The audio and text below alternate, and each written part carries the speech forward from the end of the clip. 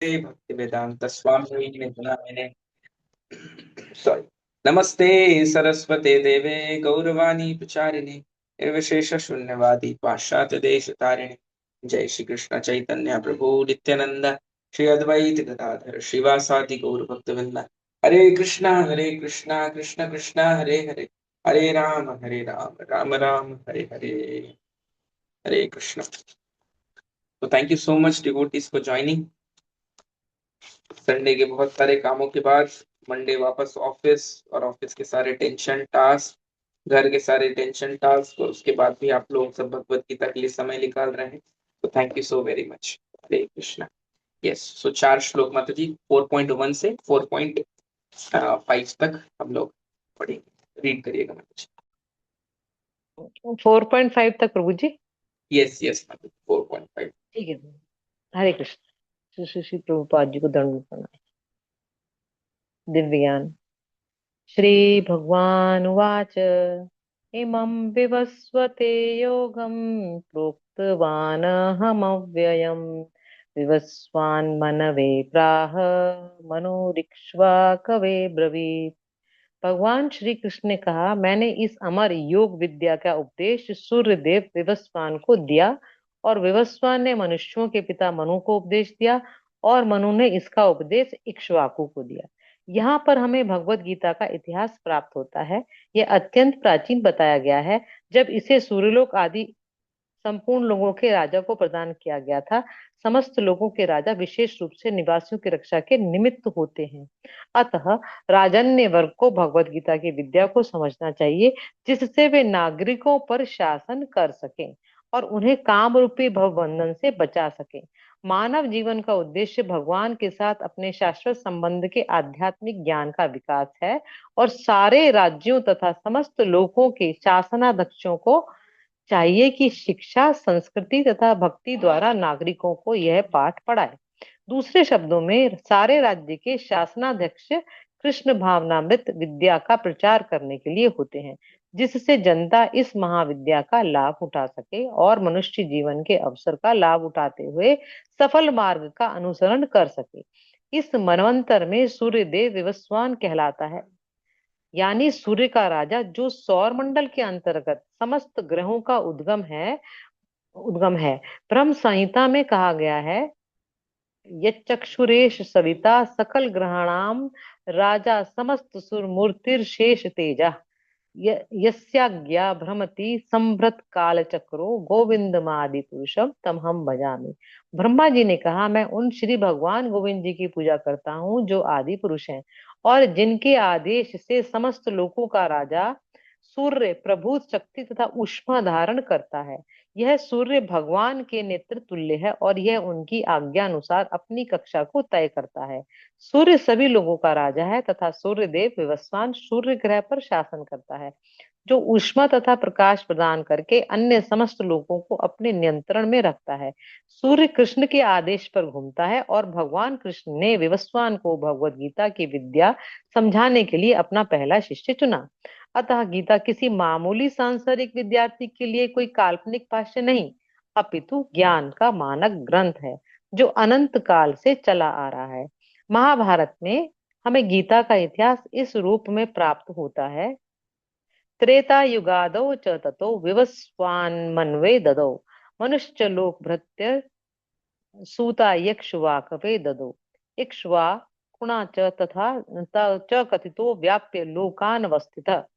त्रेता युग के आदि में विवस्वान ने परमेश्वर संबंधी इस विज्ञान का उपदेश मनु को दिया और मनुष्य के जनक मनु ने इसे अपने पुत्र इक्ष्वाकु को दिया। इक्ष्वाकु द्वारा इस पृथ्वी के शासन थे। इक्ष्वाकु इस पृथ्वी के शासक थे और उस रघुकुल के पूर्वज थे जिसमें भगवान श्री राम ने अवतार लिया। इससे प्रमाणित होता है कि मानव समाज में महाराज इक्ष्वाकु के काल से ही भगवत गीता विद्यमान थी। इस समय कलयुग के केवल 5,000 वर्ष व्यतीत हुए हैं, जबकि इसकी पूर्णायु 4,32,000 वर्ष है। इसके पूर्व द्वापर युग 8 लाख वर्ष जो था और इसके पूर्व त्रेता युग जो कि 12 लाख वर्ष का था। इस प्रकार लगभग 20,05,000 वर्ष पूर्व मनु ने अपने शिष्य तथा पुत्र इक्ष्वाकु से, जो इस पृथ्वी के राजा थे, श्रीमद् भगवद गीता कही। वर्तमान मनु की आयु लगभग 30 करोड़ 53 लाख वर्ष अनुमानित की जाती है, जिसमें से 12 करोड़ 4 लाख वर्ष तो बीत चुके हैं। यह मानते हुए कि मनु के जन्म के पूर्व भगवान ने अपने शिष्य सूर्यदेव विवस्वान को गीता सुनाई, मोटा अनुमान यह है कि गीता कम से कम 12 करोड़ 4 लाख वर्ष पहले कही गई थी और मानव समाज में यह 20 लाख वर्षों से विद्यमान रही। इसे भगवान ने लगभग 5,000 वर्ष पूर्व अर्जुन से पुनः कहा। गीता के अनुसार ही तथा इसके वक्ता भगवान कृष्ण के कथन के अनुसार यह गीता के इतिहास का मोटा अनुमान है। सूर्यदेव विवस्वान को इसलिए गीता सुनाई गई क्योंकि वह क्षत्रिय था और उन समस्त क्षत्रियों का जनक है जो सूर्यवंशी है। क्योंकि भगवत गीता वेदों के ही समान है, क्योंकि इसे श्री भगवान ने कहा था, अतः ये ज्ञान अपौरुषेय है। चूंकि वैदिक आदेशों को यथारूप बिना किसी मानवीय विवेचना के स्वीकार किया जाता है, फलतः गीता को भी किसी सांसारिक विवेचना के बिना स्वीकार किया जाना चाहिए।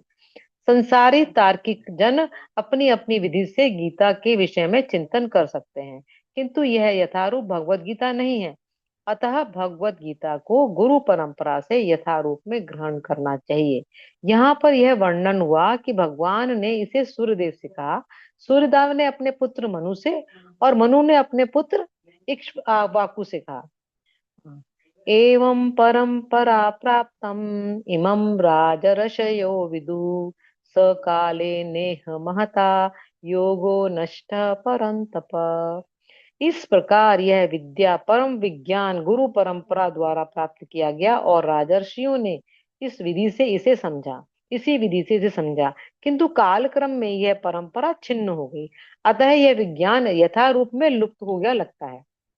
यहाँ स्पष्ट कहा गया है कि गीता विशेष रूप से राजर्षियों के लिए थी, क्योंकि वे इसका उपयोग प्रजा के ऊपर शासन करने में करते थे। निश्चय ही भगवत गीता कभी भी आसुरी पुरुषों के लिए नहीं थी, जिनसे किसी को भी इसका लाभ न मिलता और जो अपनी अपनी सनक के अनुसार विभिन्न प्रकार की विवेचना करते। अतः जैसे ही असाधु भाष्यकारों के निहित स्वार्थों से गीता का मूल उद्देश्य उच्छिन्न हुआ, वैसे ही पुनः गुरु परंपरा स्थापित करने की आवश्यकता प्राप्त हुई। 5,000 वर्ष पूर्व भगवान ने स्वयं देखा कि गुरु परंपरा टूट चुकी है, अतः उन्होंने घोषित किया कि गीता का उद्देश्य नष्ट हो चुका है। इसी प्रकार इस समय गीता के इतने संस्करण उपलब्ध हैं, विशेषतया अंग्रेजी में, कि इनमें से प्राय सभी प्रामाणिक गुरु परंपरा के अनुसार नहीं है। विभिन्न सांसारिक विद्वानों ने गीता की असंख्य टीकाएं की हैं, किंतु वे प्राय सभी श्री कृष्ण को स्वीकार नहीं करते, यद्यपि वे श्री कृष्ण के नाम पर अच्छा व्यापार चलाते हैं। यह आसुरी प्रवृत्ति है, क्योंकि असुरगण ईश्वर में विश्वास नहीं करते, वे केवल परमेश्वर के गुणों का लाभ उठाते हैं। अतएव अंग्रेजी में गीता के एक संस्करण की नितांत आवश्यकता थी, जो परंपरा से प्राप्त हो। प्रस्तुत प्रयास इसी आवश्यकता की पूर्ति के उद्देश्य से किया गया है। भगवत गीता यथारूप मानवता के लिए महान वरदान है, किंतु यदि इसे मानसिक चिंतन समझा जाए तो ये समय का अपव्यय होगा। स एवायं मया तेद्य योग प्रोक्त पुरातनः भक्तोऽसि मे सखा चेति रहस्यं ह्येतदुत्तमम्।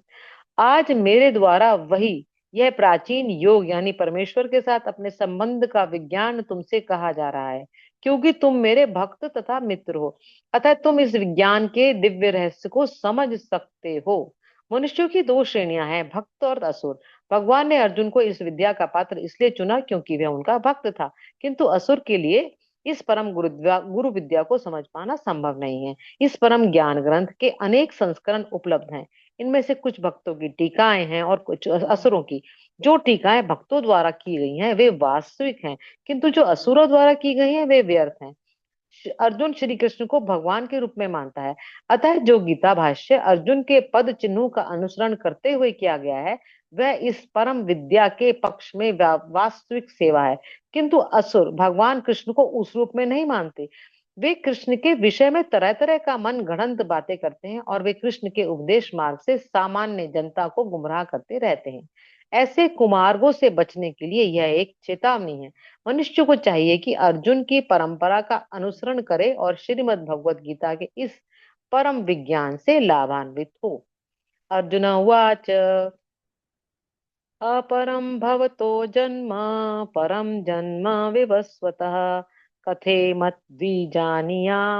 प्रमादो प्रोक्तवानिति। अर्जुन ने कहा, सूर्यदेव विवासवान आपसे पहले हो चुके हैं, तो फिर मैं कैसे समझूं कि प्रारंभ में ही आपने उन्हें इस विद्या का उपदेश दिया था। जब अर्जुन भगवान का माना हुआ भक्त है, तो फिर उसे कृष्ण के वचनों पर विश्वास क्यों नहीं हो रहा था। तथ्य यह है कि अर्जुन यह जिज्ञासा अपने लिए नहीं कर रहा, अपितु यह जिज्ञासा उन सबों के लिए है जो भगवान में विश्वास नहीं रख करते, अथवा उन असुरों के लिए है जिन्हें यह विचार पसंद नहीं है कि कृष्ण को भगवान माना जाए। उन्हीं के लिए अर्जुन यह बात इस तरह पूछ रहा है मानो वह स्वयं भगवान या कृष्ण से अवगत न हो। जैसा कि 10वें अध्याय में स्पष्ट हो जाएगा, अर्जुन भली भांति जानता था कि कृष्ण श्री भगवान है और वे प्रत्येक वस्तु के मूल स्रोत है तथा ब्रह्म की चरम सीमा है। निस्संदेह कृष्ण इस पृथ्वी पर देवकी के पुत्र के रूप में भी अवतीर्ण हुए हैं। सामान्य व्यक्ति के लिए यह समझ पाना अत्यंत कठिन है कि कृष्ण किस प्रकार उसी शाश्वत आदि पुरुष श्री भगवान के रूप में बने रहे। अतः इस बात को स्पष्ट करने के लिए ही अर्जुन ने कृष्ण से यह प्रश्न पूछा, जिससे वे ही प्रामाणिक रूप में बताए। कृष्ण परम प्रमाण है, यह तथ्य आज ही नहीं अनंत काल से सारे विश्व द्वारा स्वीकार किया जाता रहा है। केवल अर्जुन ही इसे अस्वीकार करते रहे हैं। जो भी हो, चूंकि कृष्ण सर्व स्वीकृत परम प्रमाण है, अतः अर्जुन उन्हीं से प्रश्न करता है जिससे कृष्ण स्वयं बताएं और असुर तथा उनके अनुयायी जिस भ्रांति अपने लिए तोड़ मरोड़ करके उन्हें प्रस्तुत करते रहे हैं, उससे बचा जा सके। यह प्रत्येक व्यक्ति के लिए आवश्यक है कि अपने कल्याण के लिए वह कृष्ण विद्या को जाने। अतः जब कृष्ण स्वयं अपने विषय में बोल रहे हो, तो यह सारे विश्व के लिए शुभ है। कृष्ण द्वारा की गई ऐसी व्याख्याएं असुरों को भले ही विचित्र लगे, क्योंकि वे अपने ही दृष्टिकोण से कृष्ण का अध्ययन करते हैं, किंतु जो भक्त हैं वे साक्षात कृष्ण द्वारा उच्चरित वचनों का हृदय से स्वागत करते हैं। भक्तगण कृष्ण के ऐसे प्रामाणिक वचनों को सदा पूजा करेंगे, क्योंकि वे लोग उनके विषय में अधिकाधिक जानने के लिए उत्सुक रहते हैं।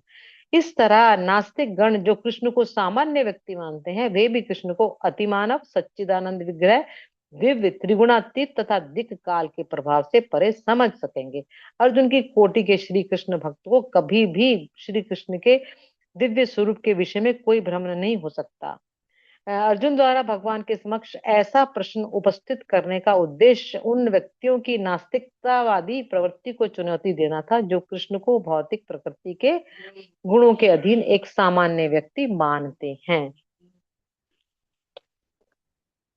श्री भगवान वाच बहुनी मे व्यतीतानि जन्मानि तव चार्जुन तान्यहं वेद सर्वाणि न त्वं वेत्थ परन्तप। श्री भगवान ने कहा, तुम्हारे तथा मेरे अनेकानेक जन्म हो चुके हैं, मुझे तो उन सबका स्मरण है, किंतु हे परंतप तुम्हें उनका स्मरण नहीं रह सकता। ब्रह्म संहिता हमें भगवान के अनेकानेक अवतारों की सूचना प्राप्त होती है। उसमें कहा गया है, अद्वैतम अच्युतम अनादिम अनंत रूप माध्यम पुराण पुरुषम नव यौवनम च वेदेषु दुर्लभम दुर्लभम आत्मभक्तो गोविंदम आदि पुरुषम तमहम भजामि। मैं उन आदि पुरुष श्री भगवान गोविंद की पूजा करता हूँ जो अद्वैत, अच्युत तथा अनादि हैं। यद्यपि अनंत रूपों में उनका विस्तार है, किंतु तो भी आद्य, पुरातन तथा नित्य नव यौवन रुक्त रहते हैं। श्री भगवान के ऐसे सच्चिदानंद रूप को प्राय श्रेष्ठ वैदिक विद्वान जानते हैं, किंतु विशुद्ध अनन्य भक्तों को तो उनके दर्शन नित्य ही होते रहते हैं। ब्रह्म संहिता में यह भी कहा गया है कि रामादि मूर्तिषु कला नियमेन तिष्ठतन नानावतार मकरोद भुवनेषु, किंतु कृष्ण स्वयं संभवत परमापुमान पुमान यो गोविंदमादि पुरुषम तमम भजामि। मैं उन श्री भगवान गोविंद की पूजा करता हूँ जो राम, नरसिंह आदि अवतारों तथा अंशावतारों में नित्य स्थित रहते हुए भी श्री कृष्ण नाम से विख्यात आदि पुरुष हैं और जो स्वयं भी अवतरित होते हैं। वेदों में कहा गया है कि अद्वैत होते हुए भी भगवान असंख्य रूपों में प्रकट होते हैं। वे उस वैदुर्य मणि के समान है जो अपना रंग परिवर्तित करते हुए भी एक ही रहता है। इन सारे रूपों को विशुद्ध निष्काम भक्त ही समझ पाते हैं। केवल वेदों के अध्ययन से उनको नहीं समझा जा सकता। वेदेषु दुर्लभम दुर्लभम आत्म भक्तो। अर्जुन जैसे भक्त कृष्ण के नित्य सखा हैं और जब भी भगवान अवतरित होते हैं तो उनके पार्षद भी विभिन्न रूपों में उनकी सेवा करने के लिए उनके साथ साथ अवतार लेते हैं। अर्जुन ऐसा ही भक्त है। और इस श्लोक से पता चलता है कि लाखों वर्ष पूर्व जब भगवान कृष्ण ने भगवत गीता का प्रवचन सूर्यदेव विवस्वान से किया था तो उस समय अर्जुन भी किसी भिन्न रूप में उपस्थित था, किंतु भगवान तथा अर्जुन में यह अंतर है कि भगवान ने यह घटना याद रखी किंतु अर्जुन ने इसे याद नहीं रखा। अंश रूप जीवात्मा तथा परमेश्वर में यही अंतर है। यद्यपि अर्जुन को यहाँ परम शक्तिशाली वीर के रूप में संबोधित किया गया है जो शत्रुओं का दमन कर सकता है, किंतु विगत जन्मों में जो घटनाएं घटी हैं उन्हें स्मरण रखने में वह अक्षम है। अतः भौतिक दृष्टि से जीव चाहे कितना ही बड़ा क्यों ना हो, वह कभी परमेश्वर की समता नहीं कर सकता। भगवान का नित्य संगी निश्चित रूप से मुक्त पुरुष होता है, किंतु वह भगवान के तुल्य नहीं होता। ब्रह्म संहिता में भगवान को अच्युत कहा गया है, जिसका अर्थ होता है कि वे भौतिक संपर्क में रहते हुए भी अपने को नहीं भूलते। अतः भगवान तथा जीव कभी भी सभी तरह से एक समान नहीं हो सकते, भले ही जीव अर्जुन के समान मुक्त पुरुष क्यों ना हो। यद्यपि अर्जुन भगवान का भक्त है किंतु कभी कभी वह भी भगवान की प्रकृति को भूल जाता है, किंतु दैवी कृपा से भक्त तुरंत भगवान की अच्युत स्थिति को समझ जाता है, जबकि अभक्त या असुर इस दिव्य प्रकृति को नहीं समझ सकता। फलस्वरूप गीता के विवरण आसुरी मस्तिष्कों में नहीं चढ़ पाते। कृष्ण को लाखों वर्ष पूर्व संपन्न कार्यों की स्मृति बनी हुई है, किंतु अर्जुन को तो स्मरण नहीं है। यद्यपि अर्जुन तथा कृष्ण दोनों ही शाश्वत स्वभाव के हैं। यहाँ पर हमें यह देखने को मिलता है कि शरीर परिवर्तन के साथ साथ जीवात्मा सब कुछ भूल जाता है, किंतु कृष्ण सब स्मरण रखते हैं क्योंकि वे अपने सच्चिदानंद शरीर को नहीं बदलते। वे अद्वैत हैं, जिसका अर्थ है कि उनके शरीर तथा उनकी आत्मा में कोई अंतर नहीं है। उनसे संबंधित हर वस्तु आत्मा है, जबकि बद्ध जीव अपने शरीर से भिन्न होता है। चूंकि भगवान के शरीर तथा आत्मा अभिन्न है, अतः उनकी स्थिति तब भी सामान्य जीव से भिन्न बन जाती है जब वे भौतिक स्तर पर अवतार लेते हैं। असुर गण भगवान की इस दिव्य प्रकृति से तालमेल नहीं बिठा पाते, जिसकी व्याख्या अगले श्लोक में भगवान स्वयं करते हैं। Hare Krishna. Hare Krishna. Thank you so much माता जी, बहुत अच्छे से पढ़ा आपने। हरे कृष्ण। ओके, सो अभी आज के पर्पट्स जो हैं, तात्पर्य जो हैं, काफी लंबे थे और श्लोक भी ऐसे ही आए। तो अभी ये जो चैप्टर स्टार्ट हो रहा है वो ज्ञान योग का है। तो दिव्य योग, दिव्य ज्ञान जो है प्रभुपाद जी नाम दिए ऐसे ट्रांसेंडेंट। तो अभी हमें समझना ये होगा कि भगवत गीता में भगवान श्री कृष्ण एक्चुअल में करना क्या चाह रहे हैं। अर्जुन जिस स्तर पे थे कि उनके जो जो प्रश्न हैं वहां से एक एक एक एक स्टेप जो है उठाकर उन्हें भक्ति योग में स्थापित कर रहे हैं। तो एक्चुअल में ये सारा चीज जो है, ये स्टेप कि अपने कर्म जो है उनके रिजल्ट जो है भगवान को अर्पण करना है। हमें कंप्लीट नॉलेज होना चाहिए, नॉलेज के माध्यम से हम ये समझ पाए कि क्या हमारे लिए सही है और क्या गलत है। और ध्यान योग की कैसे हम फोकस अटेंशन के साथ रह के हम भगवान से कनेक्टेड, ये सारी चीजें जो हैं वो इवेंचुअली हेल्प करने वाली हैं भक्ति योग में। सॉरी। तो प्रभुपाद इसीलिए ये सारी चीज को आप देखिए भक्ति योग से कनेक्टेड ही दिखा रहे हैं, प्रेजेंट हो रहा है तात्पर्य में। क्योंकि एंड रिजल्ट जो भगवान ने दिया वो भगवान के शुद्ध भक्तों को पता है कि भगवान एक्चुअल में अर्जुन को किस स्थान तक और अर्जुन के माध्यम से हम सबको किस स्थान तक पहुंचाना चाहते हैं।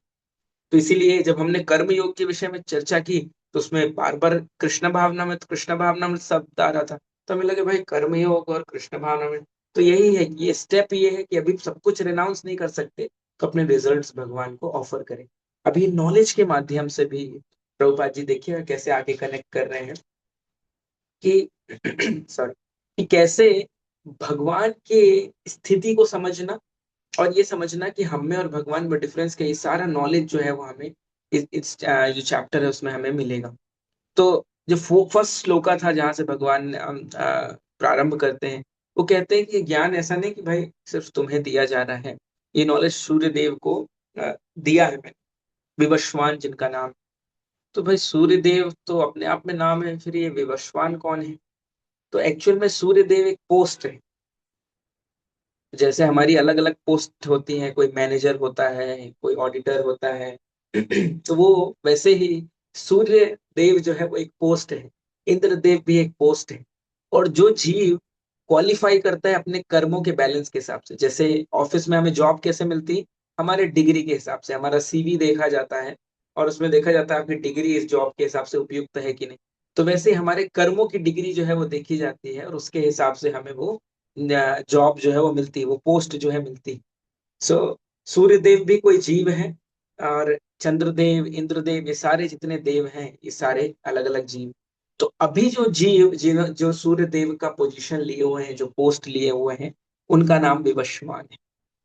तो भगवान कृष्ण बोल रहे हैं कि उन विवस्वान को मैंने ये नॉलेज दिया है, और उन्होंने ये मनुष्य के पिता जो मनु है उन्हें ये ज्ञान दिया, मनुष्य ने इक्ष्वाकु को दिया। प्रभुपाद बता रहे थे इक्ष्वाकु कौन थे ये सॉरी व्हाट इज समथिंग, गले में कुछ दिक्कत है। तो ये श्री रामचंद्र जो है उनका जो कुल है उनमें ही एक प्रोमिनेंट पर्सन थे, रघुकुल में ही। और बेसिकली सूर्यवंशी थे भगवान, उसी सूर्यवंश में ये जो है आ रहे हैं। तो प्रभुपाद जी आगे बता रहे हैं कि मिनिमम भगवत गीता जितनी पुरानी है दैट इज 12 करोड़ 4 लाख साल। ये प्रभुपाद जी बोल रहे हैं कि एक एक अंदाजन बताया जा रहा है कि एटलीस्ट इतनी तो है ही पुरानी। तो ऐसा नहीं कि कोई ये नया ज्ञान किसी को एकदम आ गया और उसने फेसबुक या व्हाट्सएप में डाल दिया और हम सब फिर उसको पालन कर रहे हैं, फॉलो कर रहे हैं। नहीं, ये है तो हमेशा से, प्रारंभ से है। लेकिन उसकी कैलकुलेशन अगर करना चाहे तो हमें क्या मिल रहा है, एटलीस्ट 12 करोड़ 4 लाख ईयर्स हमें मिल रहा है।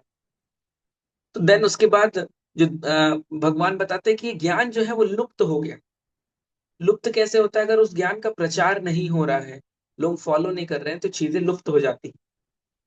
तो ऐसे ये नॉलेज लुप्त हो गया, और इसी का रिजल्ट ये है, कलयुग में हम देखते हैं इतने सारे भगवत गीता के कॉपी हैं, लेकिन पढ़ने के बाद कोई भी भक्त नहीं बनता।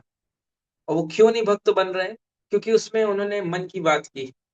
मोदी जी वाला काम जो है उन्होंने भगवत गीता में कर दिया, लिखा भगवत गीता है, भगवत गीता मतलब भगवान का गीत जो भगवान ने बोला है, लेकिन उसमें वो अपनी सारी जो आइडियोलॉजी से वो डाल दिया। लेकिन श्रील प्रभुपाद जब तात्पर्य लिख रहे हैं तो गुरु परंपरा के माध्यम से, और ये किन परंपरा के विषय में चर्चा हो रही कि भाई मिस आउट हो जाता है, राज ऋषि जो हैं, राज ऋषियों को नॉलेज दिया जाता है, उनके थ्रू पास ऑन होता है। लेकिन हम जिस गुरु परंपरा के माध्यम से हमें ये प्राप्त है, वो गुरु शिष्य परंपरा मेंटेन रहती है, क्योंकि जो लोग फॉलो कर रहे हैं उनके माध्यम से रहती है, सारी चीजें प्रिजर्व रहती है। इसलिए जो deep meaning of Bhagavad Gita है हम अभी भी समझ पा रहे हैं कि हमारी जो गुरु परंपरा है वो प्रमाणिक है। और इससे प्रॉब्लम क्या होता है, जब ऐसा ज्ञान लुप्त हो जाता है तो फिर लोग भगवान को भी नॉर्मल पर्सन कहने लगते हैं। वो 3 गुणों के हिसाब से कहने लगते हैं कि भगवान को भी देखो उनके कर्म कैसे थे, उनके कर्म की वजह से जेल में उन्हें पैदा होना पड़ा, और पता नहीं क्या क्या अच्छे खासे बकवास डेकोरेटिव लैंग्वेज में डाल के मूवीज बना देते हैं। तो भगवान ये यहाँ स्थापित कर रहे हैं, प्रभुपाद जी बोल रहे हैं कि भाई लुप्त हो जाती चीजें, इसलिए भगवान का ट्रांससेंडेंटल जो पोजीशन है वो नहीं समझ पाते। फिर 4.3 हमने जो डिस्कस किया उसमें क्वालिफिकेशन बताया कि अर्जुन को ये नॉलेज क्यों मिल रहा है, और हमें भी ये नॉलेज क्यों मिलेगा अगर हम भगवान के भक्त हैं और मित्र हैं। तो एक्चुअल इन शब्दों का मतलब क्या है? द्वेषी नहीं होना चाहिए। सुर का मतलब होता है, देवता गणों को सुर भी कहा जाता है, जो भगवान की इच्छा अनुसार कार्य करते हैं, ये भगवान ने जैसे समझा है। और सुर के आगे आ लगा दिया जाए असुर, तो वो क्या हो गया? जो भगवान की इच्छा के हिसाब से कार्य नहीं करते हैं, जो वैदिक जो सिस्टम है उसे फॉलो नहीं करते हैं, तो वो असुर है। तो ये माइंडसेट भी है, आसुरिक माइंडसेट, जो कि आज पूरे संसार में हमें दिख रहा है कि लोग भगवान की बातों को मानना नहीं चाह रहे हैं। वो सीधा कह देते हैं कि ये कर्मों का सिद्धांत अपने पास ही रखिए, बकवास मत करिए, और अनेकों साधु जनों का निंदा करते हैं। अब अर्जुन ने एक क्वेश्चन पूछा, लास्ट 30 सेकेंड्स, ऑलरेडी 9:31 हो गया। सो अर्जुन ने एक क्वेश्चन, अच्छा आपको ये ज्ञान कैसे पता है? सूर्यदेव तो आपसे बहुत पहले आए हुए हैं, आप तो भाई मेरे मतलब बुआ जी के बेटे हैं, और ये जो नॉलेज, मतलब अर्जुन जो है कजन ब्रदर थे। तो बोले आपको तो मैंने देखा है, आपकी बाल्य लीला है और ये सारी चीजें सुने, तो ये क्वेश्चन क्यों कर रहे हैं अर्जुन, ट्रांसेंडेंटल पोजीशन जानते हैं। लेकिन ऐसे लोग जो इस मानसिकता से उनके दिमाग में प्रश्न आएगा, उनके लिए ये क्वेश्चन पूछा जा रहा है।